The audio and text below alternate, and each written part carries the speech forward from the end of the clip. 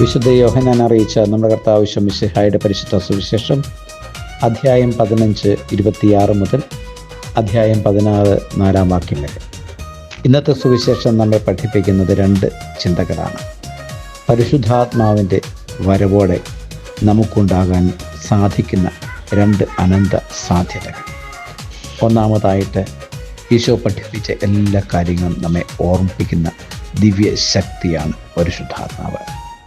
ഇത് നിങ്ങൾ എൻ്റെ ഓർമ്മയ്ക്കായി ചെയ്യുവാൻ ആഹ്വാനം ചെയ്ത ദിവ്യനാഥൻ്റെ ആഹ്വാനങ്ങളെ ശിരസാവഹിച്ച് ജീവിക്കുവാൻ വിശ്വാസിയെ പ്രചോദിപ്പിക്കുന്ന ശക്തിയാണ്, പ്രേരക ശക്തിയാണ് പരിശുദ്ധാത്മാവ്.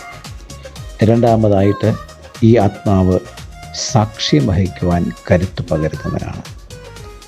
ഓർമ്മയിൽ പച്ചകളാതെ സൂക്ഷിക്കുന്ന വിശ്വാസ സത്യങ്ങളെ സഘോഷം പ്രഘോഷിക്കുവാൻ കരുത്തു പകരുന്ന ശക്തിയുടെ സ്രോതസ്സാണ് പരിശുദ്ധാത്മാവ്.